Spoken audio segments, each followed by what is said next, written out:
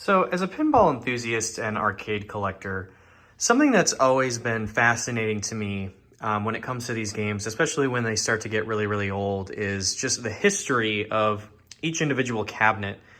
I can never stop thinking about what kind of life each game has had, where it ended up after it was purchased from the factory, and the amount of hands that have changed between the unit over the years, and how it eventually ends up in your game room or in the trash.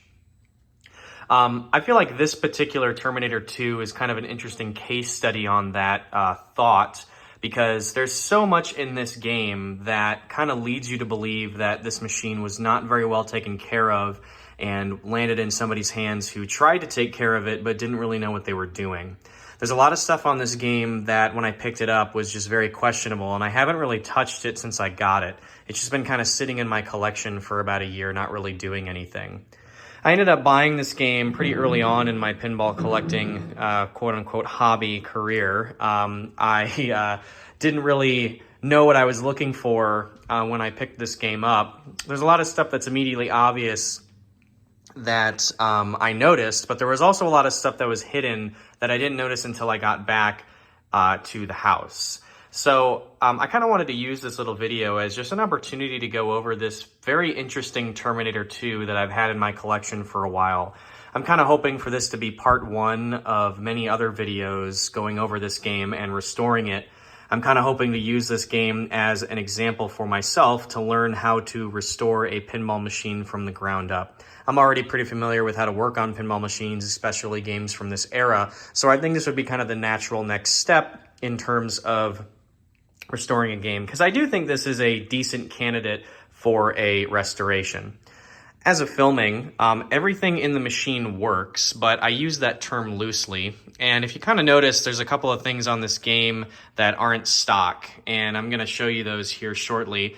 I'm also going to show you a few things that are pretty hard to notice if you don't really know what you're looking for.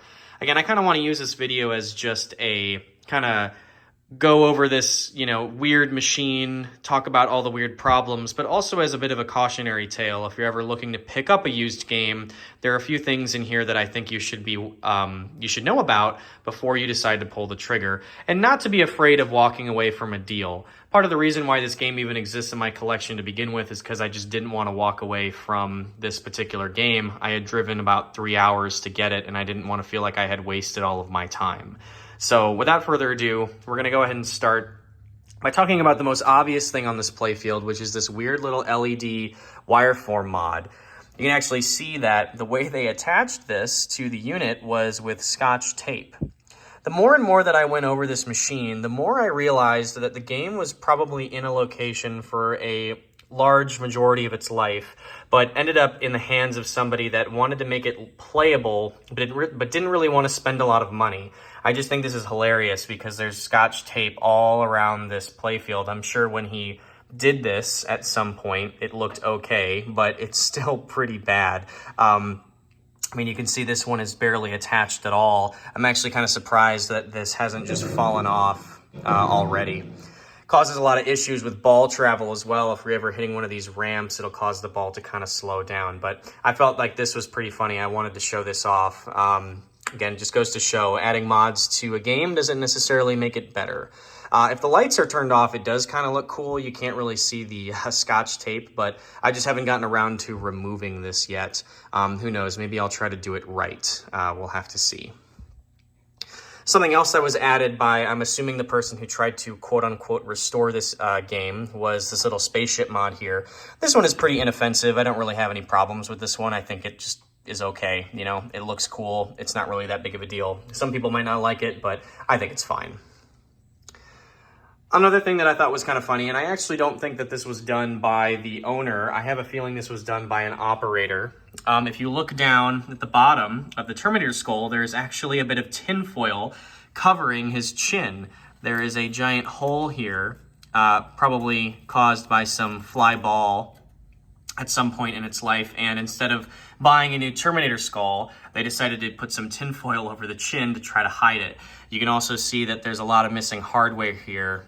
This head is barely attached. This bracket here isn't where it's supposed to be. There's a lot of mismatched hardware, kind of right here and here. You can see that's not the right screw. I don't think the person who worked on this beforehand did this. This kind of screams, you know, sleazy operator in the 90s who just wanted to make money and didn't really care about the game itself, so I can't really fault them for that, but still something funny that I had noticed. Something else about this unit that was really bad that I didn't catch when I was first purchasing the game was the raised inserts. So this was 100% done by the previous person who owned this, who tried to touch the game up. And I'm not talking about the insert wear. I'm talking about the stickers and decals that they put over the worn inserts to try to hide the fact that they were bad. Looking closely at the security pass here, you can see this bubble here is pretty significant, and almost every single one of these inserts is raised in some way. I do know that is a fairly common problem with Terminator 2s, but this one is particularly bad because not only did they add this little extra decal sticker on top of the existing clear coat, so they didn't even bother to remove the original clear coat off of the insert, but to protect the stickers, they decided to poorly cut a non-standard piece of Mylar across the entire playfield. So my assumption is he bought just like a random square of Mylar and didn't know how to apply it or cut it correctly. So all around this playfield, there's just poorly cut bits of Mylar. You can see the bubbling here, very poorly cut over here. It kind of stops over here. There's this line here where it just kind of ends. There's also a corner up here that is peeling up. So if I wanted to, I could actually rip the Mylar off of this entire playfield if I really wanted to, which I probably will be doing at some point. I'm not too sure when. I'm a little afraid of pulling up any more clear coat. At this point, I'm pretty sure that this game just needs a playfield swap. I do know there is a company that makes reproduction Terminator 2 playfields, and I've heard that the playfields are very good quality, although I believe they are currently busy doing the Alice in Wonderland machines by Dutch Pinball. So they might be a little while before they end up doing another run of those, but we'll have to see. Again, it's kind of unfortunate that these inserts are in such bad condition because the playfield otherwise is in very good shape. The inlanes are in decent shape. This is something that you should always check if you're purchasing a game. Always check the inlanes on either side. Luckily, the designer had the foresight not to drop the ball directly on the switch, which a lot of games did from this era and still do in modern Stern era. But other than that, there really isn't any wear. There's usually a lot of wear up here due to the cannon firing constantly. There's a little bit of wear. You can actually see it right underneath this ramp. The clear and paint has actually come off a bit on the side. But other than that, the rest of the cabinet playfield is in very good shape. I don't really have any complaints other than the inserts being raised, which if you've ever played a game with raised inserts, it can be very, very difficult to control the ball that way. So something that I didn't notice, I didn't really look for, that you definitely should if you're purchasing an older game, and even a newer game. You never know where these games have been. Another thing that was pretty prevalent across the entire game was a sense that it had been in a damp environment for a long period of time. You can see that there's a bunch of rust here on this wire form. Same thing goes for the wire form ramp over here. You can see a lot of spot rust that's just kind of accumulating across this whole ramp here. I'm not too sure what I'm going to do about that. I'm sure there's a way I could get rid of the rust and make it play nice and neat again. But again, when you're looking at all of this stuff, it all just kind of adds up. It kind of creates a picture of what had happened to this game, and it just always makes me interested. When I see games in this condition, at one point when they left the factory, it was a brand new game. They still had all the packing material in there. Everything looked beautiful. It had never been played before. And now it is currently in this condition. What leads a game to end up in this condition? I just find it very fascinating. It's just something that I always think about when it comes to arcade games. I'm not sure if anybody else kind of feels me in that way, but it's just always something that I think about. Who owned the game? How many plays were put onto it? What was the worst thing that happened to it? All that kind of stuff. It's just very fascinating to me. Other than that, pretty much everything else is more cosmetic, like broken plastics, offset switches, dirty playfield. I haven't actually cleaned the playfield just because I plan on gutting this whole machine, taking everything off the top, and at least trying to make it player's condition. I'm not too sure when I'm going to get around to doing a playfield swap, but I'm hoping to document all of that. I think it would be a good learning opportunity, as this game isn't super complicated and there's a lot of cool stuff here. I think it would be a really good first attempt at a playfield swap. This game isn't super expensive, so even if I screw something up, it's really not the end of the world. They made quite a few Terminator 2s back in the day. I will show you the shooter lane as well. Williams' shooter lane's usually held up pretty well compared to Stern. So you can see this has had quite a few plays. It's still pretty worn down, but it's really not that bad. If you're ever looking at an older game, looking at the shooter lane is sometimes good, but you're never really going to be able to prove how many plays a machine has had due to the batteries in the back box. Speaking of the back box, in just a second here, I'm going to show you the back box of this unit. And a couple of things that you should be looking at whenever purchasing an older WPC game, especially from Bally or Williams. When you get into the, games from like 2011 and up, you don't really have to worry too much about that. But as you go further and further back, they like to use batteries, alkaline batteries, to save the high scores and settings, which over time causes problems. So, but again, other than that, there really isn't a whole lot on this playfield, but I just kind of wanted to show everybody this very interesting example of a Terminator 2. I'm sure there are plenty of other Terminator 2s that are even worse, but this one tells quite the story, and I just kind of wanted to document that. So without any further ado, I'm going to go ahead and show you guys the back box. After the back box, I will show you underneath the playfield, as there's quite a few things under the playfield that surprised me after I got the game home. All right, so here is the contents of the back box for this Terminator 2. If you've never seen behind the back box of a WPC game, this is the WPC system. There's a couple different iterations of this system, but this is one of the earliest versions of this system. There's a couple of boards here that I would like to go over, as a couple things jumped out to me when I was kind of observing this game at the owner's house. So something that I noticed was the battery had been replaced with a button cell battery, which is always good. This is something that you should definitely check if you're ever buying a machine. I believe this was done by the previous owner, but you can see that they have a little jumper wire here and the battery connected here. Ideally, though, you really should be relocating these batteries to somewhere other, someplace different away from the boards, because what happens over time is these alkaline batteries, normally there's like a spot for some AA's here, they leak over time and leak all over the switch matrix here. So this whole bottom half is pretty much all switch matrix stuff. It all goes to the bottom of the playfield, which then allows you to play the game. So if any of these are corroded and broken, then you will not be able to play the game. Sometimes it's fixable, but more often than not, people typically will just buy a brand new board because you can buy replacements for this MPU here. But they are around $200 to $300, so do keep that in mind. But definitely always check this. It doesn't matter how good the game looks on the outside, always check the MPU. You never know what you might find in the back box. Something else you should also be checking is the general illumination connections.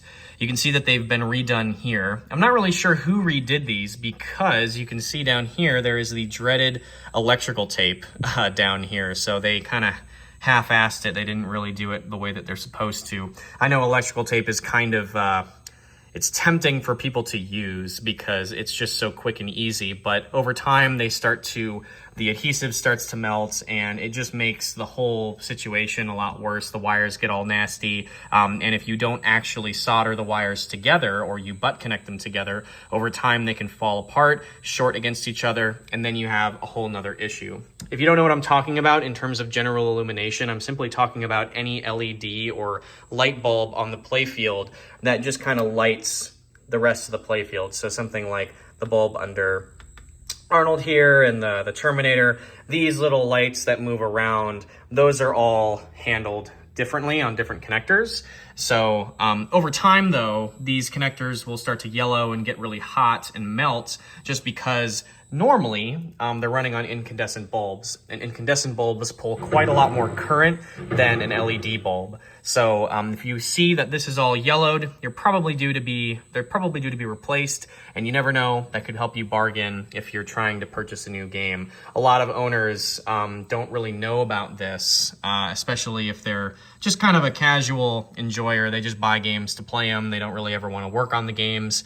This is something that can go bad quite frequently. The Twilight Zone that I own actually already had this replaced by somebody who worked on it before, so I've been relatively lucky, but this still needs to be redone. It's pretty bad. This would probably be worth bargaining about if you ever saw this in the wild, because you're going to need to redo all of these connectors at some point. You can even see the colors aren't even correct. This goes from like a yellow and purple wire down to a green and white wire. I'm not sure if that's normal or not, but kind of interesting. So always check those. They typically go bad quite frequently. And then something else that can go bad with these are the ribbon cables. You can buy replacement ribbon cables, but a common problem that some people have is if they buy an old machine like this and they take it home and it behaves differently, it might actually just be due to the ribbon cables. But there isn't really a whole lot of evidence back here to suggest there was a lot of hackery whenever this game was operated on location. But there's definitely still a few things in here that are not quite right. You know, I would want to come back and do these. I also believe this TIP transistor has been replaced, this one right here. I think all of these other ones are just rusted from all of the damp. Again, you can see there's more evidence of this being held in a very damp environment for a decent portion of its life. Also very interesting. Again, I wonder where. It just kind of makes me question, where was it held? Was it put in storage? Was it on a coastline? Where was this unit that caused it to get so rusty? Because this kind of stuff doesn't just happen overnight. It's quite interesting. This was not a re-import, by the way. This was purchased, and it seems to have stayed in America. So I don't think this was ever over in Europe, but it is possible. There are holes in the front of the cabinet where a lockdown bar would be, and those are pretty typical of the European market, but they were still popular over in America as well. So up next, I'm going to show you all underneath the Playfield and show you a few things that were pretty nasty that I found later. I did see a couple of these things at first, but I found more and more as I kind of kept working, and yeah, we'll go ahead and see. All right, and then the last thing here that I want to go over is just the overall cabinet and stuff underneath the Playfield. Before we talk about the Playfield itself, I kind of want to touch on the cabinet. Again, there's more evidence to suggest that this was held in a damp environment and was not taken care of while it was on location. You can see here, this is the decal set that I was kind of talking about earlier, the stickers that they put over the inserts to try and make it look a little bit better than it was. But one of the things that I noticed when I lifted the Playfield for the first time were these little bolts that were screwed in on the side. And these actually go kind of all the way into the back of the game and up in the front. They're just kind of hard to see here on camera, but they are from this strange little metal bottom plate that is attached to the whole unit. I originally thought it was because the cabinet was falling apart, and while the cabinet is, it doesn't look like the bottom of the machine is in poor shape underneath this. I'm not sure what their goal was with this, but it's kind of interesting. Maybe it was to, help it slide better whenever they were moving the game. It's possible that this unit was moved heavily from location to location during its life. Again, every little thing that I go over here is kind of a piece to a puzzle. It really just kind of makes you think about what happened to this game when it was being operated. You can also see here, I was talking about earlier, the holes in the cabinet for a lockdown bar. At some point, it looks like the machine had a lockdown bar, which is a bit unfortunate. Pretty easy to fix, but not a big deal. You can see how gross these decals are. Again, from afar, it's pretty hard to tell, right? But if you get closer and closer, it just kind of becomes more apparent.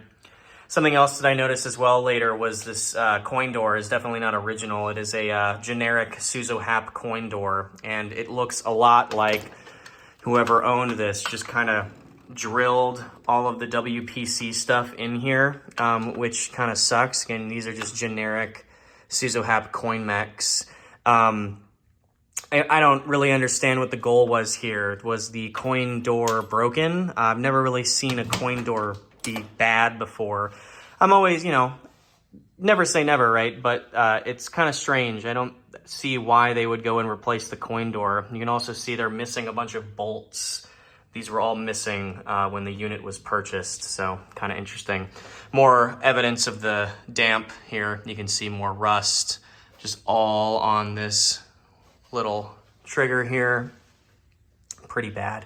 Same thing goes for the legs. The legs are basically locked in place. You can't do anything with them just because they're rusted shut. So the game is actually leaning a bit to the right. This game needs all brand new legs. You can also see here, this is something pretty interesting. The unit is splitting in half. So I've also heard this is kind of a common problem with WPC cabinets. So this will need to be kind of pushed back together. As a matter of fact, the lockdown bar is kind of keeping this machine together. I don't think this would survive in a public location until it's been worked on. I'm not really going to go over the decals. They're in bad shape. I could pretty much scrape them off without a heat gun and I think they would come off. So not really a whole lot to talk about there. But where things get kind of interesting is underneath the playfield. And if you're ever looking at a game, and this is something that, I'm not too sure why a lot of people who are selling games, why they don't ever take photos of the underside of the playfield, because people should know the condition of the flippers before they buy it. I see a lot of people post, Facebook Marketplace ads and Pinside ads for machines, and they're like, oh, it's perfect, it's home use only, it has about, 500 plays, but the coil stop has broken, or you can tell if you actually do get a photo of underneath the playfield, the flippers are a lot nastier than they should be for 500 plays, which tells you either they have been played more than 500 plays or the flippers were not rebuilt correctly, which is all something that you should be aware of if you're ever going to purchase a game. Something interesting about these flippers, you can tell that they've been rebuilt, but they were not rebuilt very well. This solder joint just is kind of hacked on, more than likely was done by the previous owner. I don't think that was done by the operators. Same thing goes over here. They just didn't really, they just stuck it through the hole and just kind of prayed. This isn't really what you're supposed to do. Those wires are going to end up breaking fairly fast. And I also don't think they put a coil sleeve. Correct me if I'm wrong, but I don't think there are any games from this era that don't use coil sleeves. There are no coil sleeves in between the solenoid here and the flipper shaft, whatever you call these. I'm not super familiar with the terminology here. But there's no coil sleeves, so these all need to be completely redone, even though I can tell they probably haven't been played a ton. But as a result, there's a lot of kind of wear and scraping that's happening, which again is something that you may or may not notice, but it's all, again, about that pieces of a puzzle that kind of fit together to tell you a story about this unit and what it's been through over the years. It's just very fascinating in my opinion. Something else that I found over here was this broken solenoid. It does work, but at some point the lead here is going to pop off and this will need to be replaced. Looks like it hasn't been touched since it left the factory. Kind of neat. And a lot of other stuff down here is just kind of cosmetic stuff. Lots of dirty wires, bulbs that aren't working, contacts that need to be cleaned, etc., etc. I do actually think this motor was rebuilt at some point because it is quite powerful and works really well. It's kind of the best working thing in the game, actually. I don't really have any problems with it, which is very nice. The other thing, though, is down here. I can't really show it off, but this mechanism, the drop target mechanism, is basically being held in with spit and grit. It's held on by a thread. I'm gonna have to take this whole thing out and really work on it. But if when you're playing the game before you buy it, it works fine. It's not until you kind of open it up you start to see all the hackery that was involved with the game. So that's really all I wanted to talk about for this unit. I just think this game was kind of a fascinating case study on neglected arcade games and pinball machines. As the years go on, it's kind of harder and harder to find project units. I didn't pay project price for this game, which again, you live and you learn. Everybody makes a bad deal every now and then. But I still think this is just a very interesting unit to go over. It's had quite the life, and I'm hoping to restore this over the summer. I think this would be a great learning opportunity for me to kind of take it to the next level with pinball repair, do a Playfield swap out a lot of the mechs, clean everything, and just make it look brand new. I think the game deserves it, and this is a really decent candidate for said restoration. It's just kind of sad that these games are getting so old and that machines can end up like this. Eventually, I'm hoping it'll look great, but for the time being, this will be part one of a hopefully long series going over this unit. Thank you guys for watching. If you are interested in any other videos, you can go ahead and check them out down below in the description. I'm still got plenty of arcade tours planned, and I got a couple of other interesting pinball related videos in the works. I'm hoping to get them out relatively soon, but you never know.